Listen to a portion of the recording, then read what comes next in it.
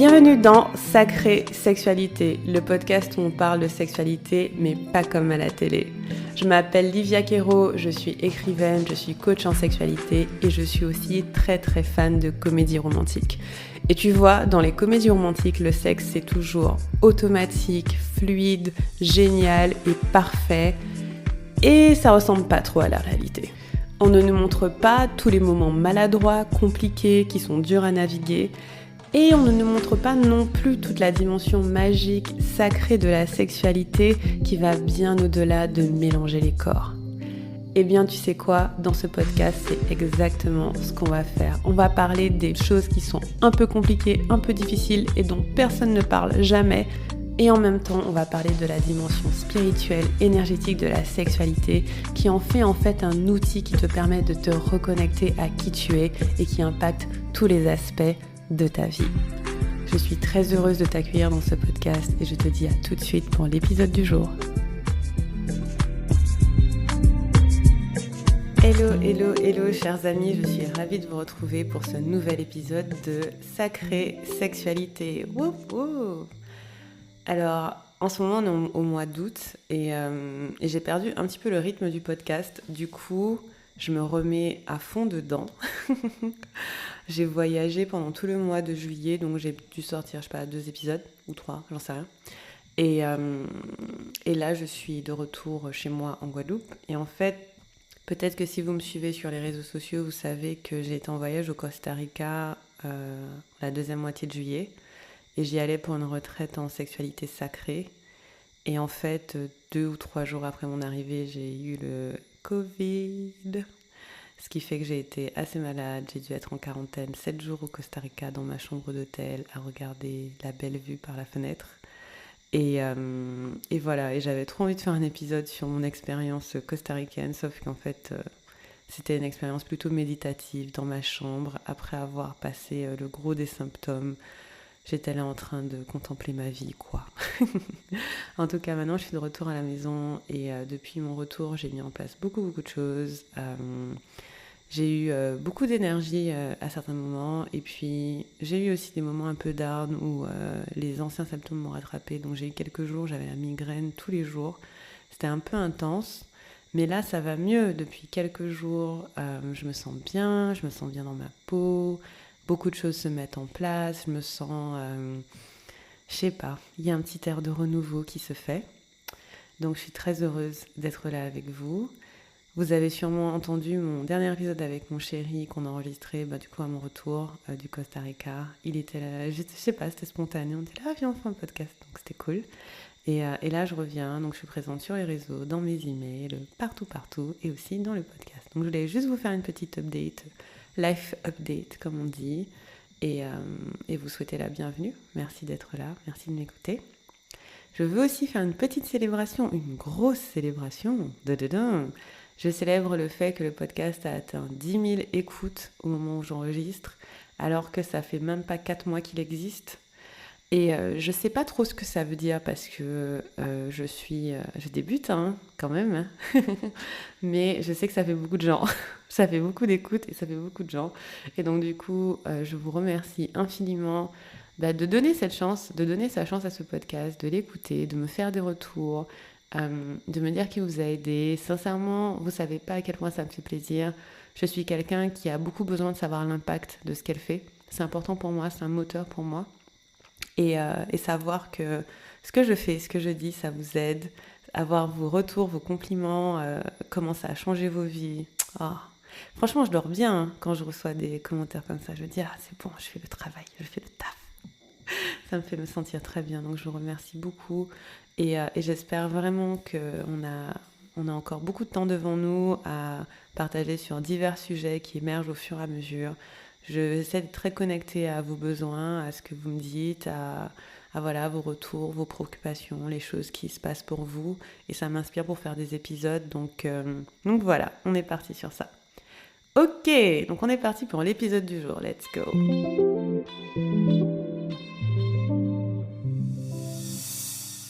Pour la petite histoire, l'épisode le plus écouté du podcast pour l'instant, c'est l'épisode 2. C'est comment avoir plus de désir sexuel.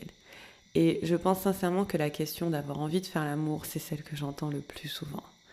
Comment je fais pour avoir envie de faire l'amour? Comment je fais quand j'ai envie de faire l'amour, mais ma partenaire n'a pas envie, qu'on a des décalages de libido?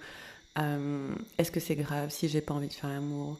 Est-ce que c'est grave si j'ai très très envie de faire l'amour? Alors c'est assez marrant, depuis quelques temps, j'ai des retours de personnes qui ont une libido qui a explosé ces derniers mois et je reçois des messages qui me disent «Mais Livia, c'est normal d'avoir autant envie de faire l'amour?» Et ma réponse c'est très bien, profite de ta vie, profite de ta life. Tant que ça te fait du bien, vas-y. Donc profitez de la vie et dans cet épisode, je vais vous donner des pistes sur comment faire l'amour plus souvent.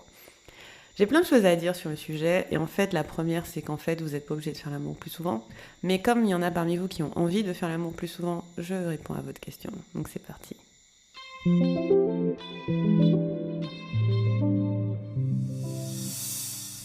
Alors déjà le premier point sur ça pour moi, c'est dans votre désir de faire l'amour plus souvent, qui est un désir légitime, vous avez le droit d'avoir envie de faire l'amour plus souvent avec votre partenaire.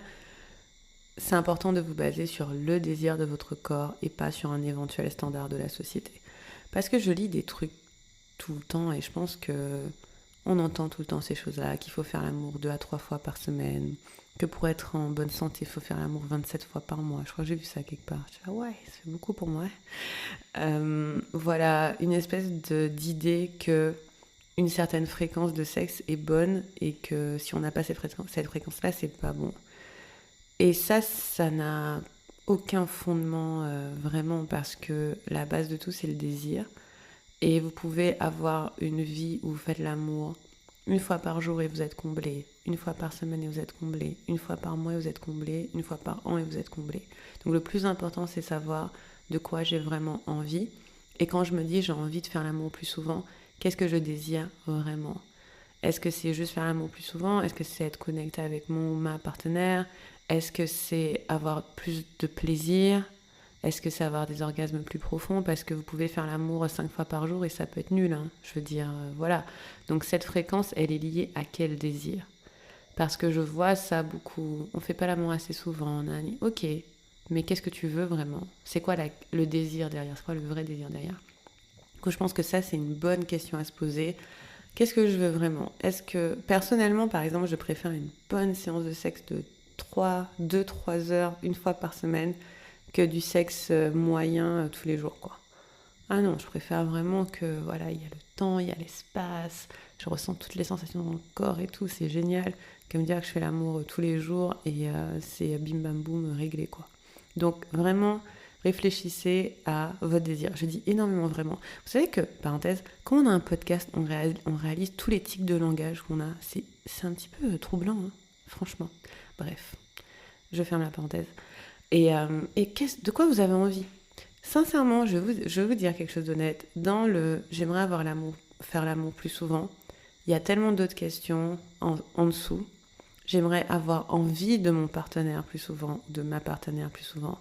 J'aimerais avoir qu'on ait envie de moi plus souvent. J'aimerais qu'on m'exprime du désir plus souvent. J'aimerais oser exprimer mon désir plus souvent. J'aimerais avoir des orgasmes plus souvent. J'aimerais que le sexe soit meilleur. C'est souvent ça qui est en dessous. Pas nécessairement la fréquence, mais plutôt la qualité. Et en fait, quand vous posez une question de « j'ai pas beaucoup de désir, on fait pas l'amour souvent, etc. », demandez-vous quelle qualité de vie sexuelle vous avez envie. Voilà, c'est la première chose. Poursuivons. La deuxième chose, c'est que pour moi, le secret fondamental d'avoir du désir et de faire l'amour aussi souvent qu'on a envie, c'est que le sexe soit bon. C'est évident à dire, mais ok, je vais être hyper honnête, d'accord? Je vais être hyper honnête avec vous. Je travaille essentiellement avec des femmes cis et des personnes non binaires. Je travaille avec des personnes qui ont des vulves, on va dire ça comme ça. Et je dirais que quasiment tous mes clients couchent avec des hommes. Certaines sont bi, mais la plupart par défaut couchent avec des hommes. Et en fait, franchement, il y en a, elles s'ennuient, elles s'emmerdent, c'est chiant, c'est tout en pareil. J'ai fait un sondage dans ma communauté récemment et l'un des trucs qui est revenu le plus souvent, c'est que franchement, elles se font chier en fait.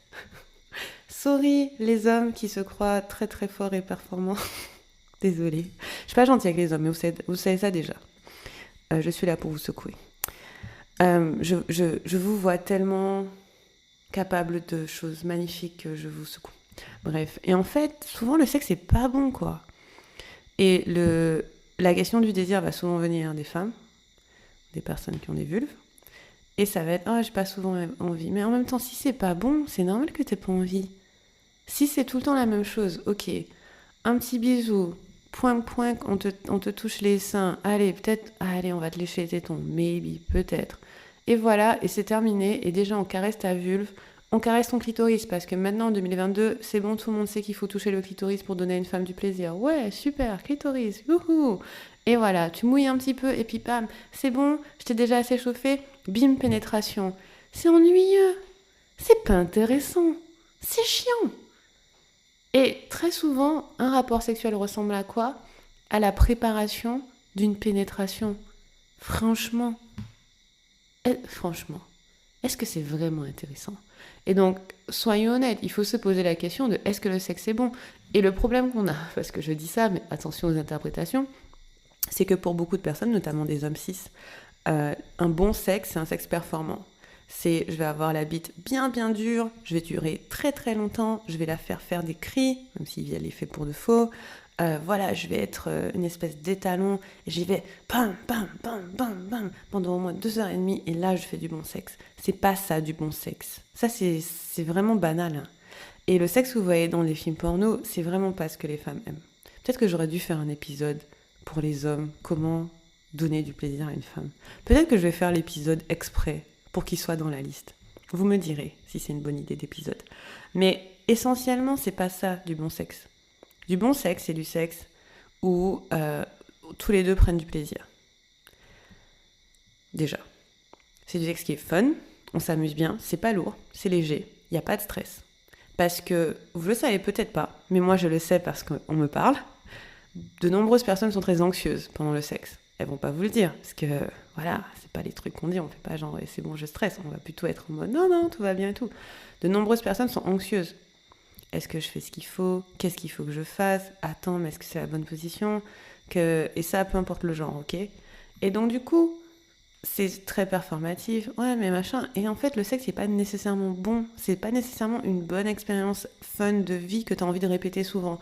Par exemple, si aller à la plage, c'est kiffant, c'est fun, vous vous amusez, je sais pas, vous jouez au frisbee, c'est rigolo, vous prenez du plaisir, il y a le soleil sur votre peau, vous buvez quelques mojitos, c'est stylé, tu vas vouloir retourner à la plage.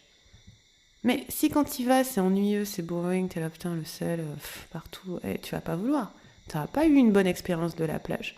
Donc la première chose qui fait qu'on fasse l'amour plus souvent, c'est parce qu'on a une bonne expérience de faire l'amour. Waouh, c'est magnifique, c'est révolutionnaire, mais c'est très très simple.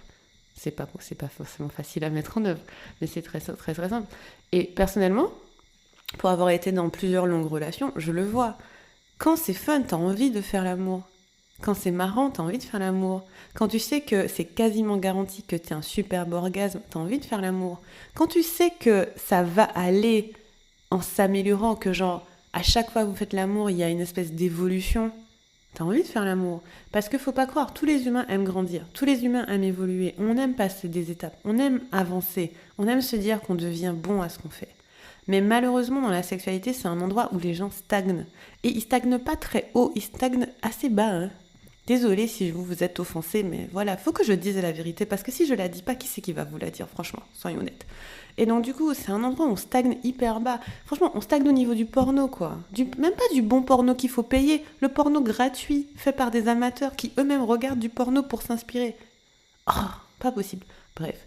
Et donc du coup, il n'y a pas, dans la plupart des cas, une notion de meilleur sexe, d'évolution. Je parle pas de performance, de genre, oui, je suis fort, je tiens longtemps, mais plutôt, est-ce que je peux aller, je sais pas, dans un état plus profond de vulnérabilité ? Est-ce que mon orgasme peut être plus long ? Est-ce que ça peut être plus fun ? Est-ce qu'on peut être plus connecté ? Est-ce qu'on peut plus se parler ? Est-ce qu'on peut plus communiquer ? Comment on inclut la sexualité dans notre développement personnel et spirituel, tu vois ? Et ça, c'est fun. Et ça, c'est intéressant. Et ça, on a envie de participer à ce projet sexuel. Mais si le sexe est juste un truc répétitif, que tu fais tout le temps les mêmes étapes, forcément, c'est pas intéressant. Et honnêtement, mes clientes, c'est des personnes qui ont des vulves, ok ? Donc, je travaille pas vraiment avec des hommes. Pour l'instant, peut-être je leur fais un peu peur, mais je sais pas. Si tu es un homme et que tu veux travailler avec moi, tu peux m'écrire. On va discuter. En tout cas, je sais que de leur point de vue, elles aimeraient avoir envie plus souvent, mais il faut déjà que ce soit fun et intéressant. Le truc, c'est que du point de vue des hommes cis ou des porteurs de pénis, je sais pas, voilà. Pour vous aussi, ça peut être plus intéressant. Parce que je parlais de ça à qui ? Je sais plus à qui j'avais cette conversation, avec une amie à moi hier soir. Je discutais avec une amie à moi et je lui disais, en fait, les hommes aussi, ils ont du sexe médiocre. Hein. Faut pas croire. Parce que on se dit que puisqu'ils pénètrent et qu'ils éjaculent et qu'ils ont un orgasme quasiment garanti à chaque fois, c'est du bon sexe. Mais c'est la base en fait. Il y a tellement plus qui est accessible en termes d'énergie qui peut circuler dans le corps, de sensations qui peut circuler dans le corps, d'orgasmes multiples. Oui, même si vous avez un pénis, vous pouvez avoir des orgasmes multiples. De visualisation, connexion à l'autre, sensations corporelles. Il y a tellement de possibilités, mais comme on est au ras des pâquerettes en termes de vision sexuelle dans cette société, eh bien, on ne va même pas chercher ça. Et donc, on est dans une démarche de sexe qui est un petit peu... C'est un peu pite, c'est un peu nul, hein. Voilà. Et donc, c'est normal qu'on n'ait pas envie de faire l'amour si c'est pas fun, si c'est pas marrant. Et donc, ce qui va se passer, c'est que pour moi, si vous avez envie de faire l'amour plus souvent, il faut que la sexualité devienne un projet dans votre relation. Au même titre que le projet de, je sais pas, faire votre maison. Où vous dites, de quoi j'ai envie ? Qu'est-ce qui me ferait plaisir ? De quoi j'ai besoin ? Qu'est-ce que j'ai envie de tester ? Pourquoi je suis curieux ou curieuse ? Qu'est-ce qui me convient ? Qu'est-ce qui me convient pas ? Alors, j'ai déjà... Il y a des couples où il y a une des deux personnes qui est plus comme ça que l'autre. Qui est plus curieuse, qui va plus amener... Et soyez honnêtes, c'est souvent les femmes. Mais bref, faut pas trop dire ça, parce qu'après ils vont dire que... Voilà. Mais c'est vrai, c'est souvent les femmes qui vont avoir cette envie de mieux. Et les hommes, en fait, ils vont faire « Non, mais moi, ça va, tu vois ?» Et du coup, ils vont suivre. Parfois, c'est l'inverse. Ok, parfois, c'est l'inverse. Mais en général, et si vous êtes dans un couple gay, ça peut être l'un des deux. Mais en général, il y en a un des deux qui va être plus curieux, qui va être plus en mode faire la démarche de faire en sorte que ce soit fun et intéressant. Et c'est cool qu'il y ait quelqu'un qui prenne le lead sur ça. Je trouve que c'est sympa, c'est une dynamique sympa. Mais il faut que tous les deux aient envie de le faire. C'est pas parce qu'il y a une personne qui s'y intéresse plus que l'autre que tous les deux ne devraient pas avoir envie de le faire, que tous les deux ne devraient pas mettre du leur pour que ce soit meilleur pour les deux. Si vous voulez faire l'amour plus souvent, il faut que ce soit meilleur pour les deux. Et être meilleur, ça veut pas juste dire que ça dure longtemps, qu'on a un orgasme et tout, c'est qu'on écoute les besoins et les désirs de chaque personne. Par exemple, je vais faire un épisode, c'est pas possible parce qu'il y a vraiment trop de trucs à dire. Mais par exemple, si votre partenaire a une vulve, ça ne suffit pas que cette vulve soit lubrifiée pour qu'elle soit pénétrée. Parce que la lubrification, c'est mécanique. Des fois, on l'a juste parce qu'on va toucher un petit peu. Ça veut pas dire qu'on a envie d'être pénétré. Pour être pénétré, il faut avoir limite que le corps ait envie d'aspirer quelque chose. Ça se sent. Et vous savez de quoi je parle si vous avez une vulve. Il y a un moment où tu es là, je veux quelque chose à l'intérieur de mon corps, démerdez-vous, mettez ce que vous voulez.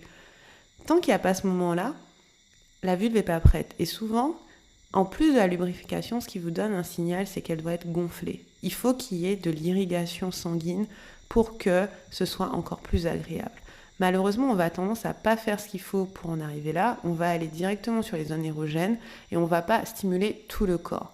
Mais pour quelqu'un qui a une vulve, c'est vraiment fondamental de stimuler tout le corps, en commençant de l'extérieur et en allant vers l'intérieur. Je vous ai fait un épisode qui a exactement ce nom, de l'extérieur vers l'intérieur, vous pouvez l'écouter, c'est ma contribution à l'humanité.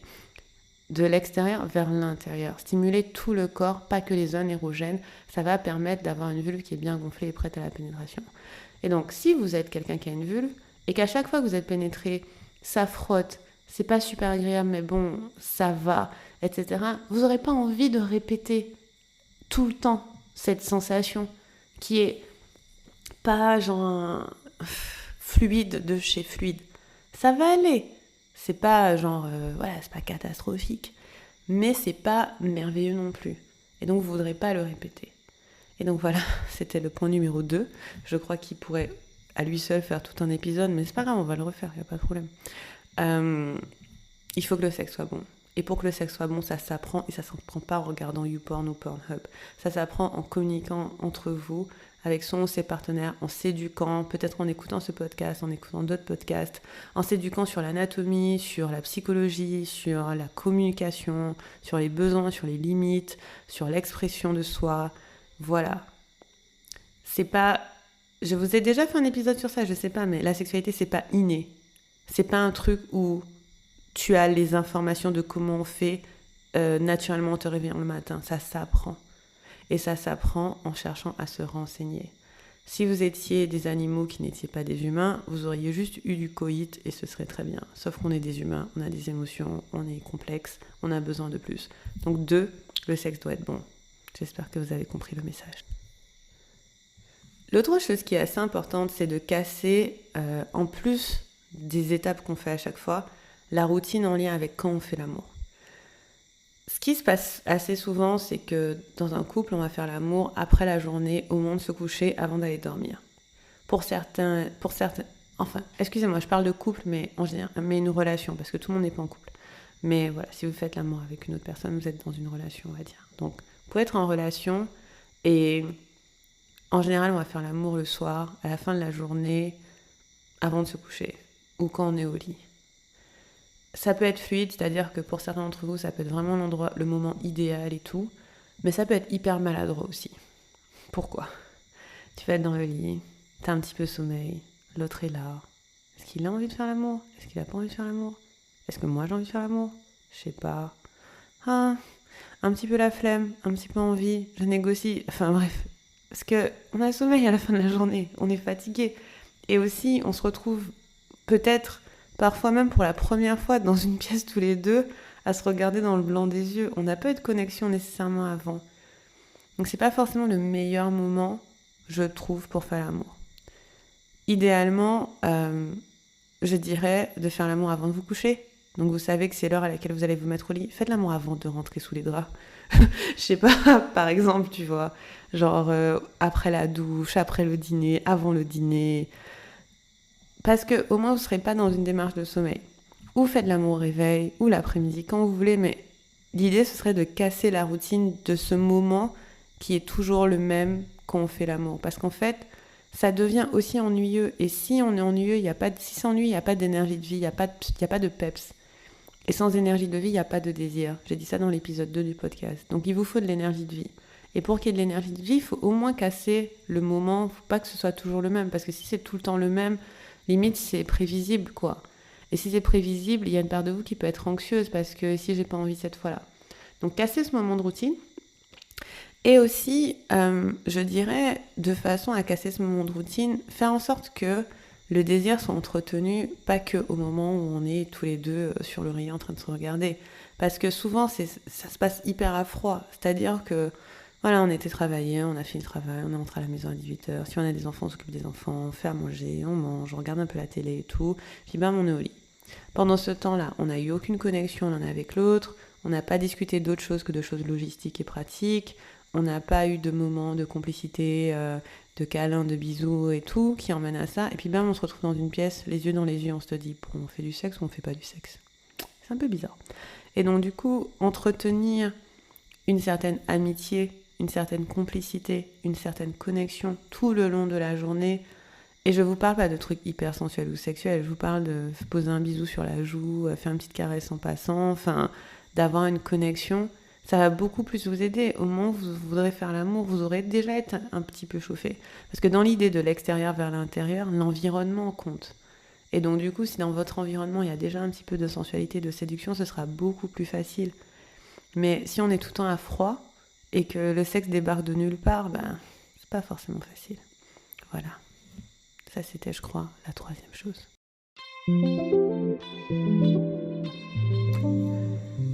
Ensuite, l'autre chose, c'est de changer la définition que vous avez du sexe. Parce que le sexe, surtout quand c'est entre des personnes hétérosexuelles, il est très souvent pénétratif. C'est genre, t'as pas fait l'amour tant que t'as pas eu pénétration, quoi. Et c'est un peu dommage parce que du coup, c'est assez limitant. Pourtant, on peut faire beaucoup d'autres choses qui sont faire l'amour et qui ne nécessitent pas de pénétration.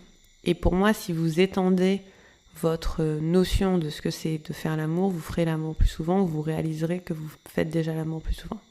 Par exemple, j'avais écrit un article il y a pas, enfin je sais pas quand c'était, je vais dire il y a pas longtemps, mais je crois que ça fait longtemps, qui s'appelle comment faire l'amour quand on est fatigué. Et en fait, l'essentiel de ce que je disais, c'était si par exemple on te proposait de faire un massage avant de te coucher, tu dirais sûrement oui. Eh bien, le sexe doit pouvoir être l'équivalent de ça. Relaxant, détendant, et pas quelque chose qui te coûte en énergie avant de te coucher, ou où tu te dis, oh là là, je vais devoir faire des choses que j'ai pas envie de faire. Et donc, ça peut ressembler à beaucoup de choses, à des caresses, à du sexe oral, à du toucher, à une certaine sensualité, à du jeu, à des choses comme ça, sans nécessairement de pénétration. Il peut y avoir un orgasme, il peut ne pas y avoir d'orgasme, du moment que c'est du plaisir. Et pour moi, si on change la définition de ce que c'est de faire l'amour, alors on aura du plaisir. Pour moi, à partir du moment où on échange de l'énergie sexuelle, on fait l'amour avec quelqu'un. Et donc du coup, si vous enlevez cette définition et si vous arrêtez de vous dire ok, pour faire l'amour, il faut absolument qu'il y ait pénétration, il y en a, parfois on en aura plus envie parce qu'on se dit, il y a des moments où tu n'as pas envie de pénétration, tu n'as pas envie de ressentir spécifiquement ça, mais par contre, tu as envie de ressentir autre chose. Tu as envie de ressentir la stimulation corporelle, tu as envie de ressentir les caresses, tu as envie de ressentir les bisous, tu as envie de ressentir des mains, une langue, je sais pas, des plumes, j'en sais rien. Et en fait, ces choses-là peuvent être très relaxantes, très sensuelles, très agréables et nous permettre de glisser ces actes sexuels un petit peu partout.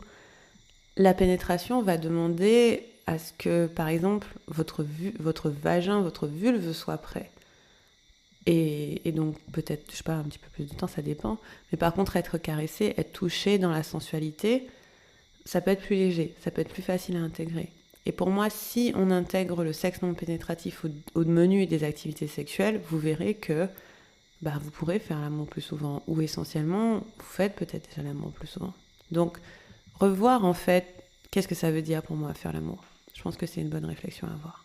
Mon point 5, il est assez marrant. Je lis mes notes en fait, ce que j'avais noté. Et j'ai écrit « Faire du sexe une priorité et en parler souvent ». Développons. En fait, c'est simple. Ce qui est important pour nous, prendre la place dans nos vies. Par exemple, moi j'écris des romans, et il y a des moments dans ma vie où je fais littéralement que ça. En général, je le fais par étapes. Et je vais avoir des jours et des jours où je fais qu'écrire. C'est important dans ma vie. J'écris tous les jours. J'écris sur les réseaux, j'écris dans ma newsletter et tout. C'est important dans ma vie. Et donc, du coup, je le fais. Mon entreprise est importante dans ma vie. Ma famille est importante dans ma vie. Donc, ils prennent de la place. Et quand quelque chose d'important dans votre vie, ça prend de la place. Le sexe devrait, si vous voulez le faire plus souvent, prendre plus de place dans vos vies. Pas parce que vous le faites plus souvent, mais parce que, par exemple, vous en parlez souvent. Vous vous en préoccupez souvent. C'est une question, ça devient une priorité. Ça fait partie des choses qui participent à votre bien-être. Ce n'est pas un sujet tabou entre vous et vos ou votre partenaire. C'est un sujet important. Le sexe, ça fait partie des raisons de séparation de beaucoup de personnes. Donc pour moi, si on veut avoir une relation qui est fluide, parler de la sexualité, c'est important. Je dis encore une fois, je ne parle pas de faire l'amour une fois par jour. Ça dépend encore une fois de votre désir, de votre envie. Mais on ne peut pas ignorer que la sexualité fait partie de l'intimité d'une relation, de la complicité d'une relation. Et donc pour moi, si vous avez envie de faire l'amour plus souvent, parlez-en plus souvent. Et des conversations dessus. Alors c'est pas forcément facile ce que je vous dis. Je dis ça peut être un petit peu challengeant. Ça peut être dur de mettre les mots dessus. Mais pour moi, les gens qui parlent de sexe font l'amour plus souvent et ont du meilleur sexe. En parlent, je dirais pas tous les jours, mais au moins une petite conversation sexo une fois par semaine, tranquille, pas en mode solennel et tout, mais par exemple, ça peut être vous vous baladez, vous êtes au resto et vous dites « Ah ouais, la dernière fois on a fait ça, j'ai bien aimé. Ah tiens, j'aurais bien aimé tester ça. Tu sais quoi, je suis pas fan de quand on fait ça, peut-être qu'on pourrait faire autre chose. Ah tiens, ça fait longtemps qu'on n'a pas fait telle pratique, peut-être qu'on devrait la faire. » Et au début, ça peut être un petit peu compliqué. Mais à force, ça peut devenir vraiment un sujet de conversation aussi important que la maison, le travail et les enfants. Vous voyez, et j'avoue, je suis forte, j'ai dit vraiment les trucs. Est-ce que c'est pas exactement ce qui vous préoccupe dans la vie là ? La maison, le travail et les enfants. Et bien vous rajoutez le sexe. Voilà, merci Livia, de rien. Et Après, je projette un peu parce que c'est comme ça dans ma relation. Mais bon, je vais pas parler d'autre chose que ce que je connais. Hein. Et pour moi, avoir de la sexualité et même de votre relation un sujet de conversation, c'est très important. Et bon, peut-être qu'il faut que je fasse un épisode sur comment avoir la sexualité comme un sujet de conversation, parce que en parler, c'est pas toujours facile. Mais je pense que ça demande une certaine vulnérabilité, et il y a une des personnes qui devra faire le premier pas, qui devra dire « J'aimerais bien qu'on parle de sexualité plus souvent. Qu'est-ce que t'aimes? Qu'est-ce que t'as envie? Qu'est-ce que t'aimes pas ?» En face, on peut avoir quelqu'un qui nous dit « Bah, ça va bien, j'aime tout, etc. » Et donc dans ce cas-là, si on n'a pas trop de répondants, on peut peut-être tester de faire des propositions. Ça te dit d'essayer ça? T'as déjà pensé à faire ça? Voilà. De toute façon, ça c'est une philosophie de vie. Si vous voulez que les choses changent dans votre vie, c'est à vous de le prendre en main. Donc ça va être à vous de vous dire, ok, je veux une meilleure sexualité, qu'est-ce que je peux faire pour en avoir une meilleure et qu'est-ce que je peux proposer à mon compagnon ou à ma compagne, par exemple. Donc voilà, parlez-en en fait. Et au début, ça va être un petit peu étrange, peut-être, ou peut-être pas, mais en tout cas, le jour où ça devient un sujet de conversation léger, tranquille, dans votre relation, vous verrez que votre sexe sera bon. Parce qu'il n'y aura pas cette anxiété, il n'y aura pas cette performance, il n'y aura pas le fait de se demander est-ce que je fais ce qu'il faut, est-ce que je machin, parce que vous en parlez en fait. Vous savez. Donc, voilà, parlez-en. Parlez de sexe, c'est vraiment bien. Ok, on poursuit. Ok. L'autre chose qui peut aider, c'est de savoir si votre désir est spontané ou responsif, ou plus en français, réceptif. Est-ce que vous êtes quelqu'un qui va plus naturellement initier le sexe, ou est-ce que vous allez plutôt répondre, ou est-ce que c'est un peu des deux? Donc dans son livre « Come As You Are », j'ai fait ça avec un bon accent français, « Come As You Are », je sais pas si c'est mieux. On a Emily Nagoski explique que 75% des hommes sont spontanés dans leur désir et seulement 15% des femmes, on parle des femmes cis, sont spontanées. Ça veut dire que 75% des hommes vont plus facilement venir vers quelqu'un pour faire l'amour, alors que 15% des femmes vont venir vers quelqu'un pour faire l'amour. Et du coup, ça fait que si vous êtes dans un couple hétéro, il y a de fortes chances que ce soit l'homme qui aille vers la femme pour faire l'amour. Et parfois, on peut être un peu frustré de ça, genre pourquoi c'est toujours moi qui viens? Bah, c'est parce que on n'a pas la même façon de réagir dans le corps par rapport à la sexualité. Par exemple, quelqu'un qui est spontané va plutôt penser au sexe, puis ressentir l'émotion dans le corps et se dire « Ah tiens, quelle bonne idée » et j'y vais. Alors que quelqu'un qui est dans la réponse va ressentir l'émotion dans son corps et se dire « Ah oui, effectivement, c'est pas mal comme idée ». Et donc du coup, savoir quel est votre style, si vous êtes plus spontané ou si vous êtes plutôt dans la réponse, ça peut vraiment aider à naviguer et voilà, à sentir en fait quelle est la dynamique. Vous avez à peu près 30% des femmes qui sont dans la réponse et du coup, ça fait qu'on a un bon 55% des femmes qui sont entre les deux. Voilà, vous pouvez observer votre dynamique de relation et voir qui a tendance à venir vers l'autre, qui a tendance à initier, etc. Et ça peut vous aider en fait à effectivement faire l'amour plus souvent. Je vous donne un exemple. Par exemple, si on prend un couple hétéro, et c'est souvent l'homme qui initie, bah, le jour où il arrête, ben, c'est possible qu'il n'y ait plus de sexe en fait, parce que la personne qui est dans la réponse va se dire bah, j'ai plus de stimuli extérieurs qui va me donner envie de faire l'amour. Et de même, c'est plus rare, mais si c'est souvent la femme qui initie et l'homme qui répond, bah, si la femme arrête, ben, y a un risque qu'il n'y ait plus de sexe parce que c'est elle qui répond.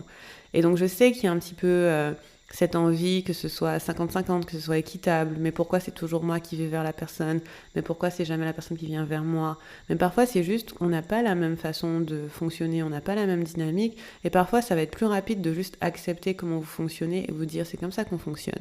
Ça ne veut pas dire que tout le monde est dans l'attente que l'autre fasse le premier pas, mais ça veut dire qu'on sait en fait à force, quelle est la dynamique, comment ça va. Par exemple, ça peut être, je sais qu'en général, si mon copain a envie de faire l'amour, il va venir vers moi. Et la plupart du temps, si c'est moi qui vais vers lui,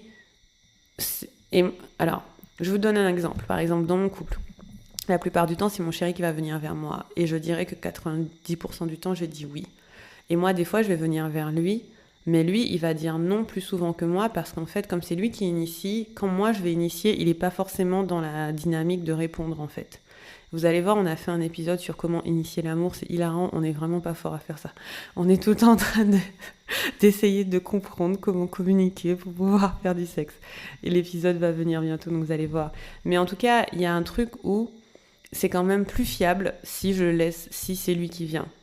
Il y a plus de chances qu'on fasse l'amour. Alors que si c'est tout le temps moi, lui, c'est pas quelqu'un de responsif, c'est quelqu'un qui est spontané. Il va initier. Et donc du coup, quand moi je vais aller vers lui, il va peut-être pas avoir envie sur le moment. Surtout que moi, bon, vous allez en entendre parler dans l'autre épisode, mais moi je suis super bizarre. Hein. Moi, je peux être debout là, je fais oh ça te dit qu'on fasse l'amour? Il va me dire non. Ok, pas de problème. Parce que j'ai pas du tout le sens du timing. Mais ça, on en parle dans l'autre épisode, donc vous allez voir. En tout cas, apprenez à vous connaître en fait et apprenez à comprendre comment votre dynamique est. Qui a tendance à venir vers l'autre, qui a tendance à répondre, comment l'autre a envie qu'on vienne vers lui, comment ça fonctionne entre vous, etc. Et je trouve que ça, c'est vraiment intéressant de le comprendre et une fois que vous l'avez compris, vous l'intégrez dans votre façon de faire l'amour. Voilà les amis, donc ça, c'était un petit rappel de l'épisode 2 pour vous rappeler qu'on n'est pas tous pareils, qu'on va pas forcément tous être spontanés, on va pas forcément tous initier le sexe, mais on peut apprendre en fait à fonctionner dans notre dynamique à nous et regarder en fait qui vient vers qui, qu'est-ce qui est fluide, qu'est-ce qui fonctionne, qu'est-ce qui est fun, qu'est-ce qui est marrant. Et voilà. Hello, je fais une petite parenthèse pour repréciser que certaines personnes vont faire les deux. Il y a des personnes qui vont être spontanées parfois et dans la réponse d'autres fois. Donc quand vous regardez votre dynamique, regardez pas juste par exemple, c'est toujours lui qui initie et moi qui réponds. Regardez si parfois aussi, la personne qui répond de temps en temps a tendance à initier. Par exemple, moi, je suis un peu les deux, même si c'est plus ou moins effectif, ok. Je suis un peu les deux et donc faites attention à être subtil, en fait, à vraiment observer comment ça marche pour vous, votre dynamique à vous. Et voilà, c'est pas du tout général, observez-vous, voyez qu'est-ce qui est fluide et ce qui marche bien, quoi. Voilà, fin de la parenthèse. À tout de suite pour la suite.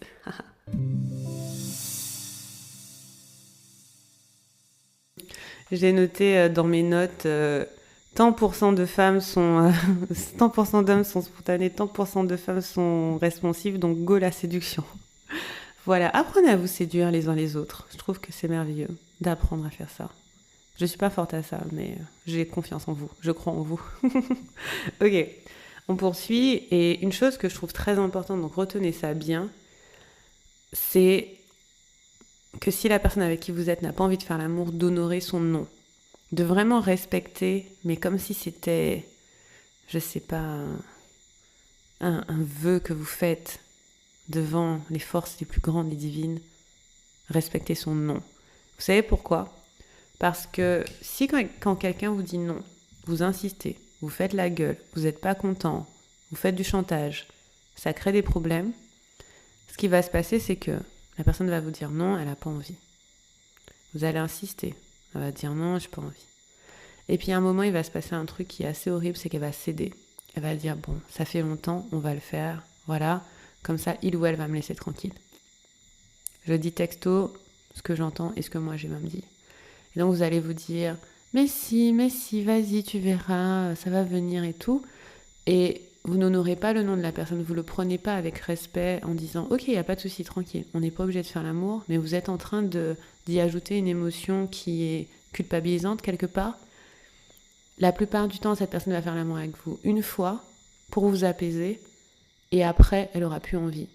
Et après, il faudra recommencer le cycle de demander, non, et elle va recéder. Ça, c'est vraiment moche. C'est vraiment moche parce qu'en fait, ça crée pas une dynamique qui est positive. Ça crée une dynamique qui est négative. Alors que, si vous êtes avec quelqu'un et quand elle vous dit non, vous respectez le non et vous dites ok, il n'y a pas de souci, on n'est pas obligé. Ça donne quoi ? Ça donne la confiance, ça donne la sécurité, ça donne la relaxation, ça donne la détente. Il n'y a pas d'anxiété, on est zen. C'est-à-dire que la prochaine fois, peut-être que la personne, elle pourra dire oui. Et si c'est pas la prochaine fois, ben ce sera une fois plus tard. Mais si à chaque fois, ressentez ça dans votre corps, si à chaque fois que quelqu'un vous dit non et vous dites « T'inquiète pas, il n'y a pas de problème », la personne se sent en sécurité en fait. Elle se sent respectée dans ses limites. Parce qu'on ne sait pas pourquoi quelqu'un dit non. Il peut y avoir des millions de raisons. Ça peut être aussi simple qu'elle n'a pas envie ce soir et elle est fatiguée, ou ça peut être qu'elle a vécu un trauma horrible il y a quelques années qui est en train de remonter, et faire l'amour, ça, c'est pas possible en ce moment. Vous voyez ? Et donc, donner l'espace que cette personne pose sa limite, c'est lui donner l'espace qu'elle vous montre qui elle est, qu'elle s'exprime, qu'elle soit elle-même, qu'elle soit dans sa vérité dans ce moment-là, plutôt que d'essayer d'être quelqu'un d'autre qui va vous plaire en fait. Plutôt que d'essayer d'être quelqu'un qui va vous plaire, qui va faire ce que vous avez envie, qui va céder, ça va être quelqu'un qui est dans son intégrité, dans sa souveraineté. Ça va être quelqu'un qui devient de plus en plus fort à chaque fois que vous respectez son nom. Cette personne, quand elle va vous dire oui, ce sera un vrai oui. Ce sera un oui franc. Et si elle vous dit jamais oui, c'est que c'était comme ça. Mais à chaque fois que quelqu'un cède, entre guillemets, pour faire l'amour, il y a une part d'elle qui s'en va. Moi, je vous dis direct parce que elle n'est pas en train de le faire pour se faire plaisir, elle est en train de le faire pour faire plaisir à l'autre. Et donc du coup, elle se sent utilisée. Quelqu'un qui se sent utilisé n'a pas envie de faire l'amour souvent. Par contre, quelqu'un qui se sent respecté a plus facilement envie de faire l'amour. Vous comprenez ? Et ça, c'est très important. Ça, j'avais pas compris ça avant, que j'étais dans un couple où c'était un petit peu comme ça, j'avais pas de libido. Et à force de dire non jour après jour, et que l'autre en face, tu vois, qui fait un peu la gueule et qu'il est un petit peu déçu et qu'il est pas content, qu'il est vexé, tu dis bon, ça va, une fois comme ça, c'est bien. Et ben, je te promets, on fait l'amour une fois, mais il faut plus me toucher pendant des jours. Pourquoi ? Parce qu'en fait, j'avais pas vraiment envie. Je l'ai fait pour te faire plaisir. C'était agréable, c'était pas désagréable. Mais en fait, c'est même pas l'acte en lui-même le souci. Parce que ça peut être sympa, hein. Je peux avoir un orgasme, je peux avoir un bon moment, mais c'est que dans mon âme, dans mon essence, dans qui je suis, j'ai pas été respectée. Et comme j'ai pas été respectée, que ma valeur ne comptait pas, que ma parole ne comptait pas, peu à peu, ben, je me sens pas moi-même avec toi. Et donc si je me sens pas moi-même avec toi, j'ai plus envie de faire l'amour avec toi. C'est ça qui se passe. Et je trouve que ça, c'est vraiment un truc c'est banalisé, ce truc de mais si, mais allez, pourquoi pas, allez, juste cette fois. Faut pas faire ça sert à rien. Consentement, c'est t'as envie, t'as pas envie, c'est pas la peine d'insister. Et plus vous allez respecter le nom de quelqu'un, plus son oui sera fort et sera franc. Très très important. Épisode sur le consentement à regarder, j'en ai fait un très bon, je sais plus quel numéro, mais vous allez trouver. Scrollez. Ok, on poursuit. Et on poursuit avec mon dernier conseil. Maintenant que j'ai dit tout ça, que vous êtes à fond, vous êtes respectueux du consentement, que vous écoutez vos désirs et vos corps, que vous faites le bon sexe comme il faut, en allant de l'extérieur vers l'intérieur si votre partenaire a une vulve. Moi, ce que j'aime bien faire, c'est prendre rendez-vous pour faire l'amour. Et ça peut être aussi simple que mettre dans l'agenda, tel soir, de telle heure à telle heure, on fait un sex date, donc on fait un rendez-vous pour faire l'amour. Pas nécessairement qu'on fasse l'amour, mais en tout cas, c'est un rendez-vous pour notre intimité, pour se faire du bien, pour se faire plaisir. Et on sait que ce qui devra arriver arrivera, on n'est obligé à rien, il n'y a pas d'obligation, c'est juste qu'on a créé un espace dans l'agenda pour ça. Moi, j'aime bien faire ça. Ou bien ça peut être que on se le dit 2-3 heures avant à dîner d'une façon aussi séduisante que vous pouvez, parce que c'est pas un don qu'on m'a donné, la séduction. Moi, je suis vraiment trop cash. Mais dans 3 heures, voilà. On met la musique sexy, on y va. Ça peut être aussi simple que ça, que se dire on va faire l'amour. Pourquoi ? Parce qu'en fait, quand on a des agendas qui sont assez chargés, qu'on est assez occupé, qu'on est préoccupé par beaucoup de choses, la maison, le travail et les enfants, et potentiellement nos hobbies, quand même, on n'est pas des machines, potentiellement nos hobbies, nos amis, etc., la sexualité peut ne pas prendre beaucoup de place dans vos vies, peut être un peu mise un petit peu à la ramasse, quoi. Et en fait, créer un espace dans votre agenda pour faire l'amour, je trouve que c'est vraiment bien, parce que ce que ça crée aussi, c'est une certaine anticipation. Vous savez que vous avez ce moment qui est dédié, vous pouvez vous exciter un peu avant, vous pouvez vous envoyer des textos, vous pouvez vous parler de ce que vous avez envie de faire, qu'est-ce que vous avez envie d'expérimenter, qu'est-ce que vous avez envie de tester. Pour aller parler de ça, vous pouvez avoir votre conversation sexo pendant ce moment, vous pouvez faire ça une fois par semaine, ou juste, comme je disais, spontanément dans la journée, ça peut être j'ai trop hâte de te voir ce soir, j'espère qu'on va pouvoir passer un moment sexy ensemble, je sais pas. En plus, c'est trop marrant, je dis que j'ai aucune once de séduction dans ma vie, mais par contre j'écris des romans érotiques, waouh, j'écris des belles phrases, hein. Mais par contre moi dans ma vie réelle, c'est pas trop ça. Mais bref, chacun son truc. En tout cas, vous pouvez créer un espace qui est dédié à votre sexualité. Et vous dire, ah, cette fois-ci, on va tester des sex toys, ou j'ai bien envie de tester du sexe anal, ou j'ai envie de tester du sex magic. D'ailleurs, petite parenthèse pub, j'ai un programme qui s'appelle Sex Magic, liviakiro.com/sex magic, c'est dur à dire. liviakiro.com/sex magic qui vous apprend à manifester grâce à l'énergie sexuelle. Allez voir, c'est un petit programme bien sympa et très puissant. Fin de la parenthèse. Et voilà, vous pouvez vous dire, je veux tester sexe énergétique, je veux tester diverses choses.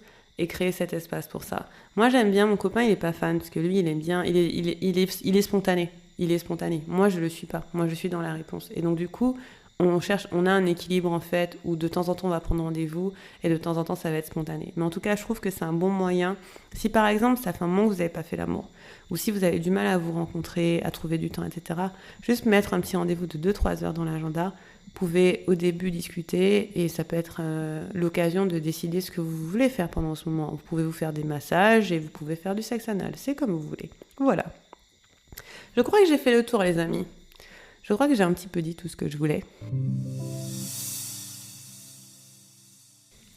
Et pour conclure, ce que je veux dire, c'est que vous n'aurez jamais un alignement total de libido. Vous n'aurez jamais tout le temps envie de faire l'amour au même moment, de la même façon, etc. C'est pas possible parce qu'on est tous des humains et on est tous différents.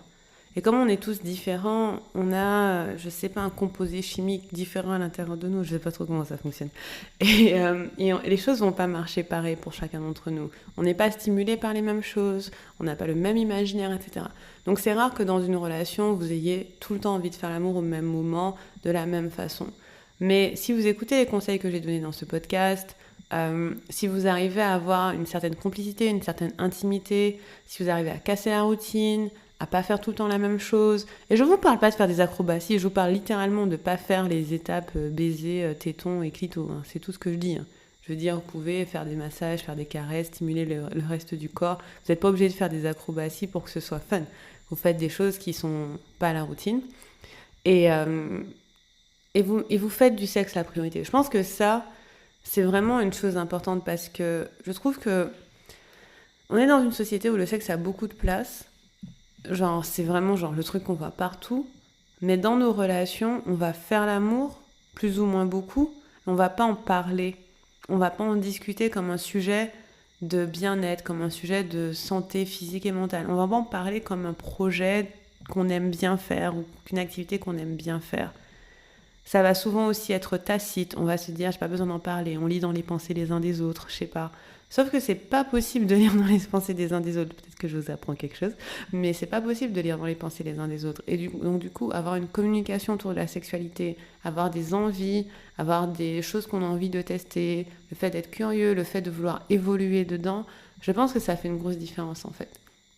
Que ça devienne en fait effectivement important dans votre vie. Je pense que finalement, si je dois résumer, ce serait ça, que ça ait de la place.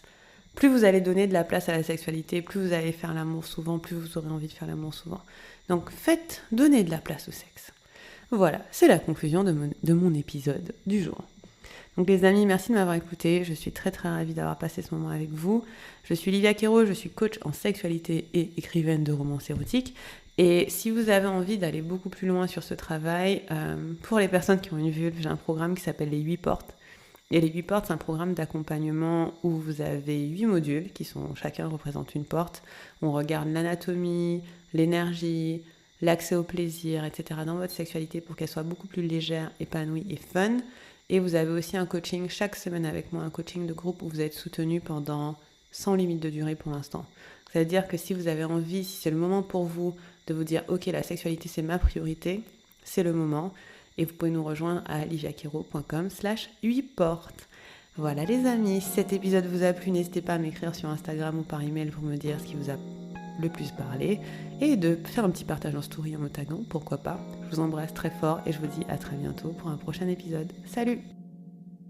Merci d'avoir écouté cet épisode de Sacrée Sexualité, ça me fait vraiment plaisir que tu fasses partie de cette communauté. Tu sais, parfois, c'est difficile de savoir quelle est notre prochaine étape en sexualité, parce qu'il y a tellement d'informations qui sont disponibles que ça peut être dur de s'y retrouver. Du coup, j'ai créé quelque chose spécialement pour toi.